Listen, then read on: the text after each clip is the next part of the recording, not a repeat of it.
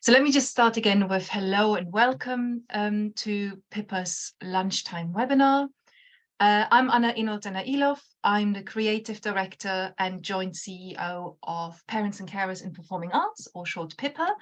And with me today are PiPA's Charter Programme Manager, Matt Harper-Hardcastle, and PiPA Scotland Manager, Matt Rowe.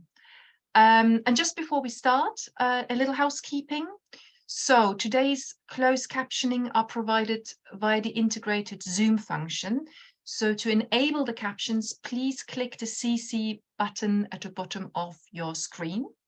And as I said, this session today is recorded, and we will share the recording with you in due course. And as this is a very short, only half-an-hour webinar, your microphones and videos have been disabled. But any questions you might have, just pop them in the chat or in the Q&A function, and one of us will try and answer it immediately. But you can also get in touch with us directly by emailing programs@pipacampaign.com. We'll put that in the chat. And if you don't follow us already, you can also find us on the social media sites under @pipacampaign, which will be in the chat. And last but not least, if you haven't signed up to our newsletter yet, you can do that via our website, which is www.pipacampaign.org. But now let's get started. So I'll give you a brief introduction to PiPA before we share more information about the two membership programs that we offer to performing arts organizations to help them become more family friendly and thereby more inclusive and accessible. Then Matt Harper-Hardcastle will introduce our main membership offer, the PiPA Charter Programme, and he will share with you how our work aligns with the Arts Council investment principles. And then Matt Rowe will talk more about Creative Scotland's agenda and specifically the Fair Work framework. Right, so for those of you who don't know PiPA, our charity supports performing arts organisations across the UK to implement effective strategies to ensure that they're able to attract and retain a diverse and flexible workforce that is inclusive of parents and carers.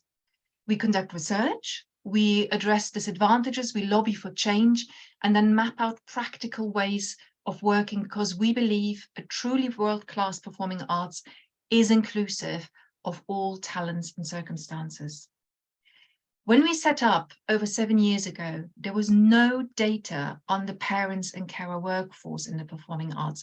In fact, it felt quite invisible, nor was there much information and understanding on how organizations could support those with caring responsibilities in sustainable and effective ways. We have to remember that caring responsibilities cut across every protected characteristic. And our research consistently shows that parents and carers struggle to continue their careers. You can see some key data on the slides here that show you that the performing arts is losing diverse talent by not having the supportive policies and practices in place. So we've therefore developed two support programs to help equip music, dance, and theatre companies with tools and resources to become more inclusive and accessible for those with caring responsibilities.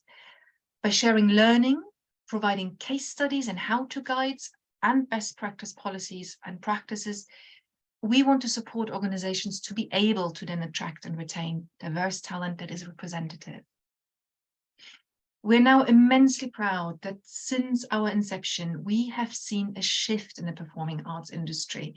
Caring responsibilities that were previously completely invisible have started to become more visible. More and more parents and carers feel that they can actually talk about their challenges and their needs without fearing for losing their jobs or being seen as unemployable. We've now seen backstage and even on-stage job shares that were previously deemed as incompatible for our sectors. There is family-friendly welcome packs that have been developed. Parent networks are being set up, and we even see crashes at auditions and rehearsals and interviews, as well as back to work programs and like career development opportunities specifically aimed at those having to take a career break due to their caring responsibilities. PiPA has now over 80 partners, which range from unions such as Equity and the Musicians Union, membership organizations such as UK Theatre and One Dance UK. We've got academic partners and, of course, the performing arts companies that take part in our programs and in the research projects. We have recently become an Arts Council England Investment Principal Support Organisation, or short IPSO, and we're also funded by Creative Scotland, and we're very keen to support as many performing arts organisations as possible through our programme membership. We just know that the last years have been really tough as we recover from one crisis and then moving into the next, and families were hit particularly hard. So it is really important that we find sustainable ways to support and nurture our talent and strengthen the arts. So let me talk very briefly about the PiPA Foundations Programme. So this is an entry-level programme which is designed for organizations with limited capacity or with limited resources, or who might be at the very beginning of their journey to become more family-friendly. It supports organizations of any shape or size to gain a better understanding of the parent and carer agenda and a knowledge of key strategies to become more family-friendly and therefore more business resilient. It centers around learning modules, which cover areas such as parental policies, flexible working, inclusive recruitment, and effective communication, which is at the base of it all.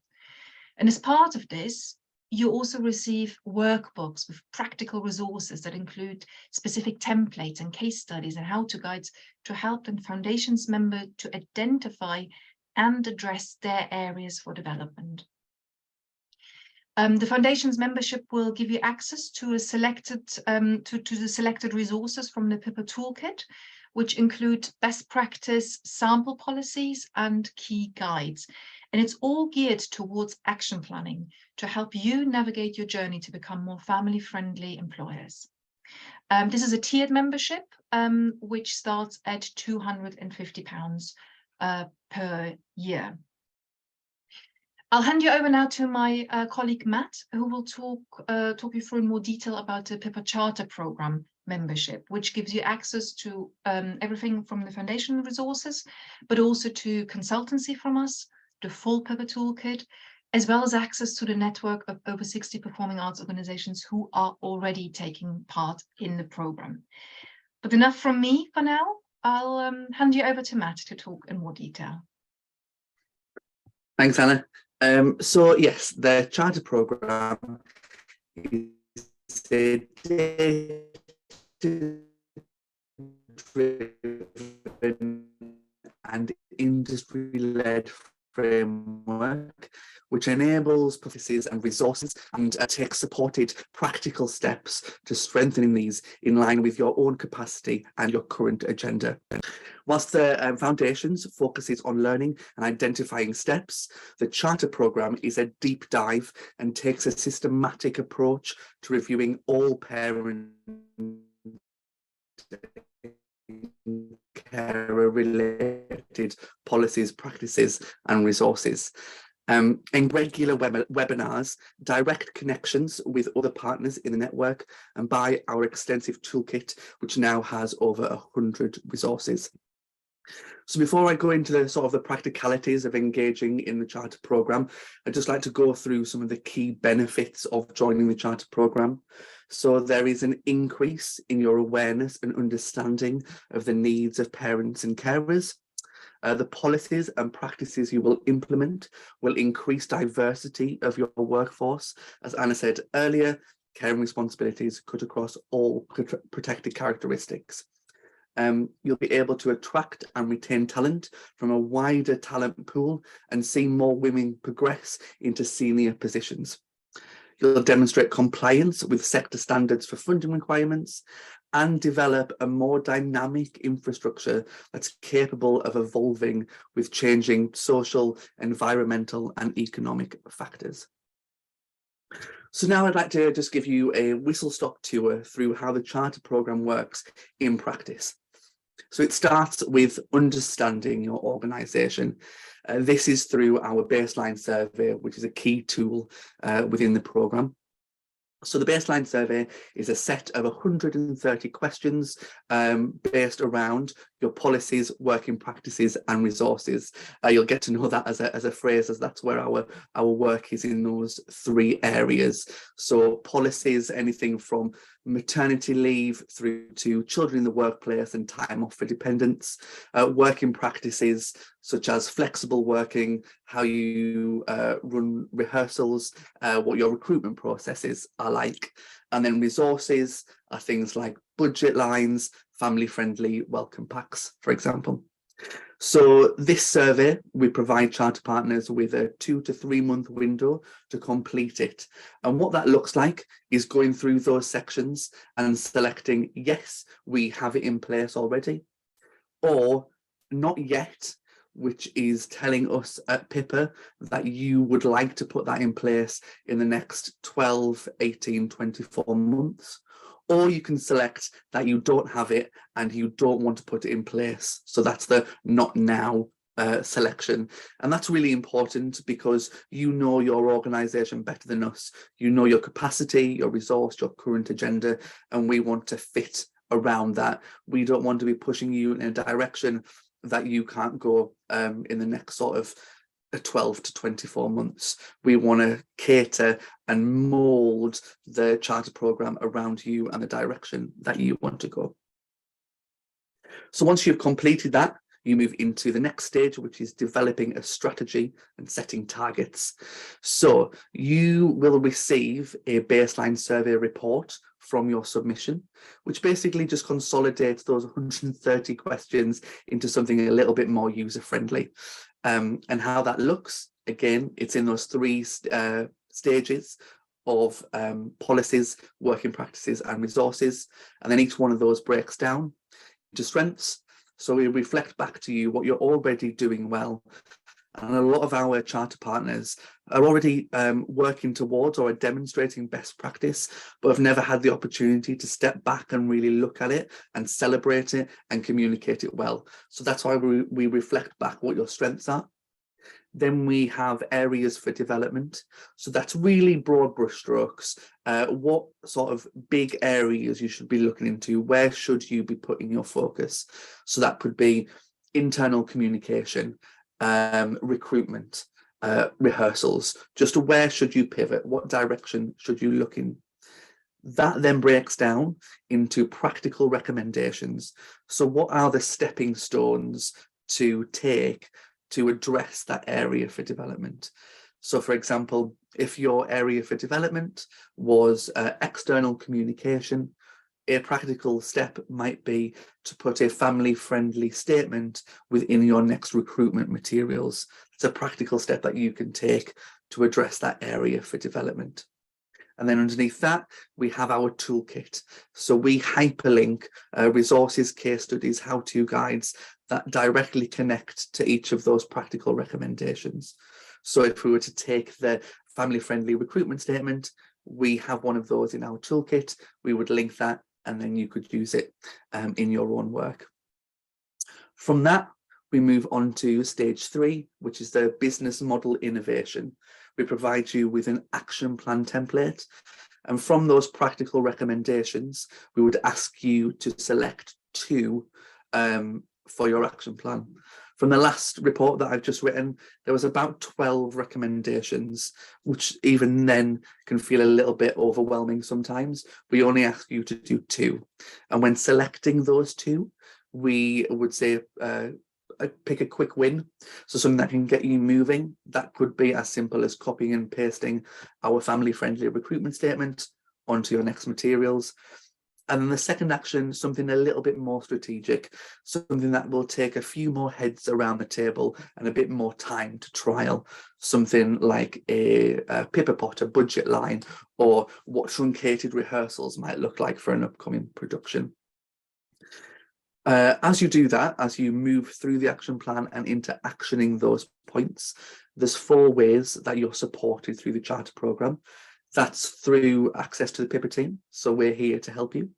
The toolkit that we've mentioned. So this is over 100 and continuously growing case studies from charter partners, how-to guides, recorded webinars, to really push the learning and give you guides and tools to run with. We host online learning sessions. So when there's something really pertinent to a number of charter partners, we will draw everybody together and have a learning session where we can bring practical examples from somebody who is doing that work, open it out for discussion so everyone can go back into their organisations with that collective learning. And also a brilliant resource is the Charter Partner Network itself. So being able to connect different organisations with different people so that learning can be transferred. So if you're reviewing a policy and we know that another organisation has been doing that already or is currently doing it, we can pair up and that sort of peer-to-peer learning can happen as well. Then that moves you on to the fourth stage, which is the reviewing stage. After you've completed your action plan, we support all charter partners to review, reflect and evaluate internally and share their learning externally through the case studies that we will produce with you, as well as talking about your experiences at seminars and public events. The case studies are a great way to celebrate your success as well. So sharing across the wider network how you yourself are shaping best practice. And then not to oversimplify it, but from that point, it's almost a lather, rinse, repeat. So you would then update your baseline survey, get new recommendations, update the action plan, and so that journey continues. So for those who are NPOs or thinking of applying for Arts Council England project grants, I'd just like to quickly illustrate how the work carried out within the Charter programme directly correlates to meeting the investment principles.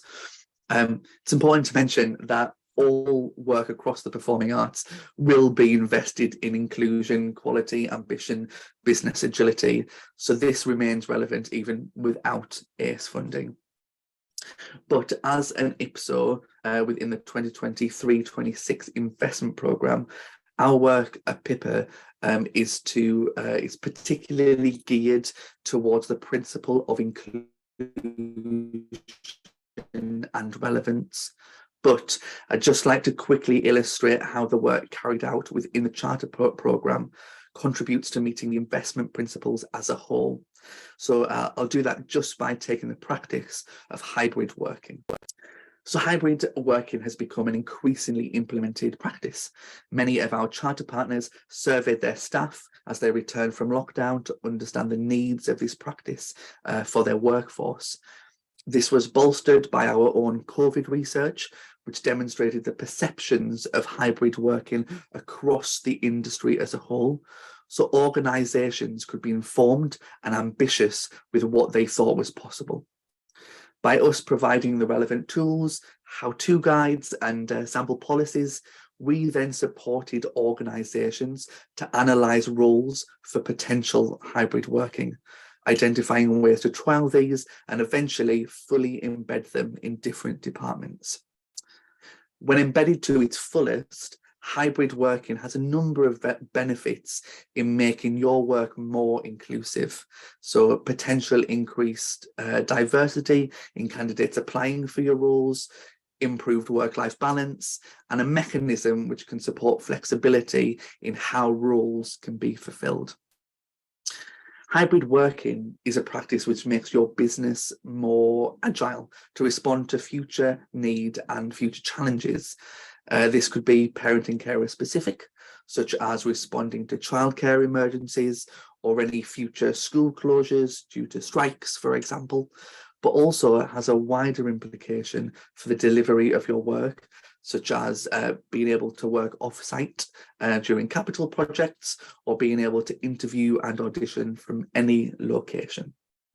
And finally, hybrid working has capacity to have a positive impact on the environment by reducing the workforce's carbon footprint during commuting.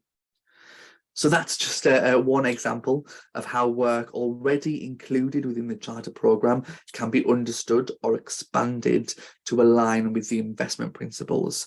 But for anyone listening in Scotland now thinking how this work might relate to the 5 dimensions of fair work and the funding agenda of Creative Scotland, I'd like to hand over to my colleague, Matt Rowe. Matt, over to you. Thank you very much, Matt.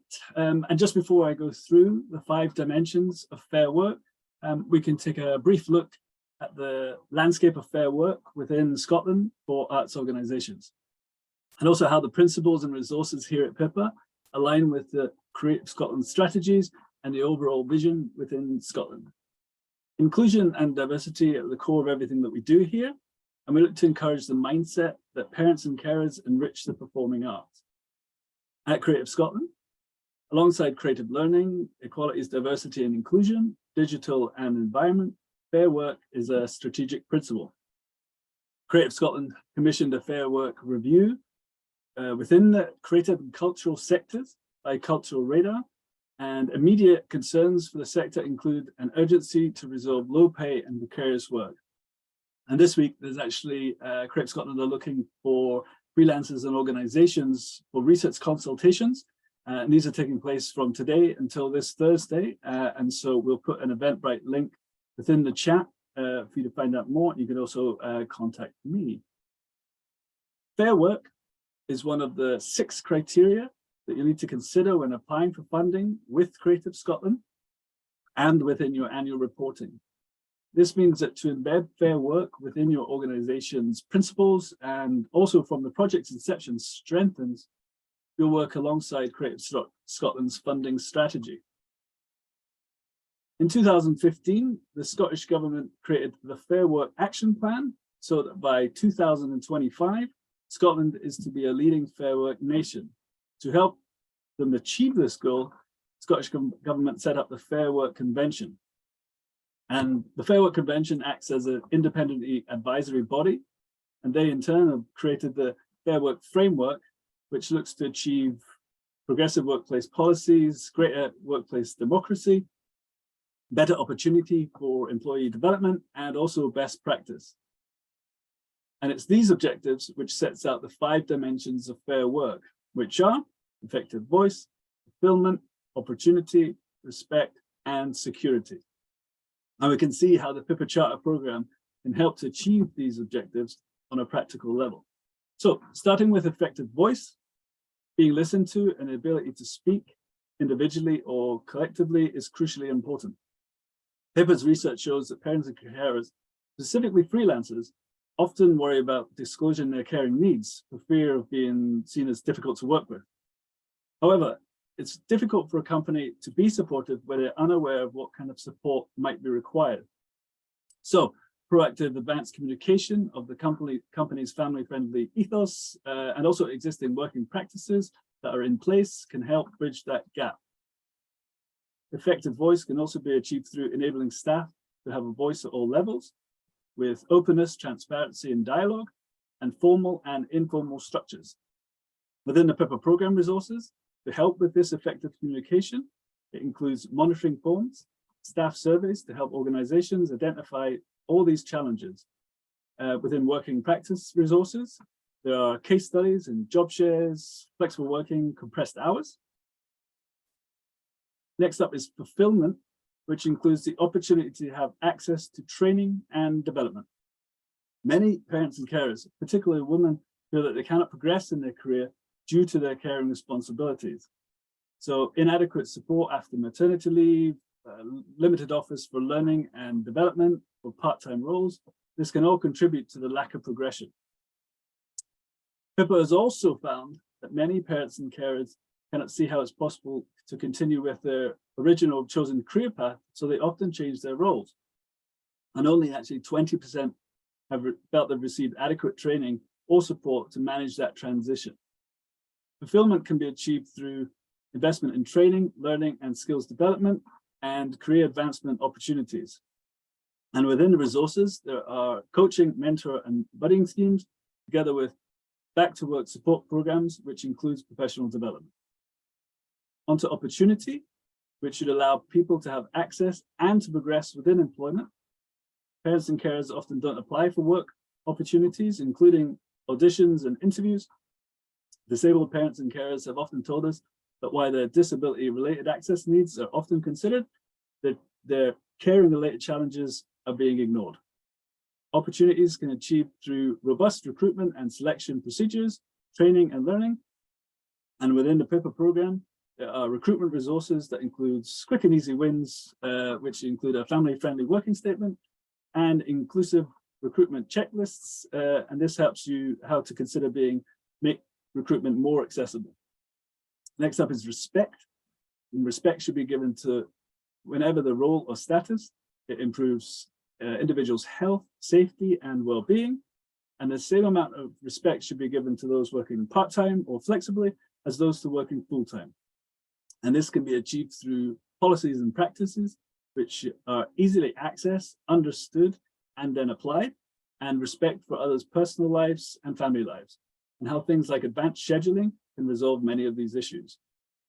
PiPA program resources include many sample policies and also policy review materials. And lastly, security. And security of income can contribute to a greater individual and family stability. Caring responsibilities can often involve unexpected changes to routine, whether that be a child being sick or school closures due to strike action, which is happening this week in Scotland. And this can cause a huge amount of stress. And if not supported well from the workplace, there could be fear of losing a job, losing a role. Communicating job security with team members through supportive policy and practices can help people through these difficult periods. And it can be achieved through fair play and flexible working to align with family-friendly and caring commitments. In the PiPA program, we have flexible working resources that include case studies on touring with children, guides for managers, and also relevant external links and sample policies. So that was a brief overview of how the Charter Programme and PiPA's resources can help with the principles of fair work in Scotland. Look out soon for a Scotland webinar, which will have more information on effective communication and the business case for change, and also input from freelancers. If anything you need, please do get in touch with me, and I'll be happy to chat with you. And I will now hand back to Anna. Thank you. Thank you. Well, thank you both very much. And I'm afraid that's all we have time for today. Is exactly 1 o'clock. I hope this was useful for you and it might have sparked your interest to join our growing numbers of members. We will send you some follow-up information very soon. There will be a feedback survey as well. We would love to hear from you. So if you have any further questions or would like to become a Foundations or Charter Programme member, just get in touch with us by emailing programs@pipacampaign.com. So all that's left to say is thank you very much for joining us today. We hope you have a lovely rest of the week. And yeah, bye-bye. And we'll see you all very, very soon, we hope. Thank you.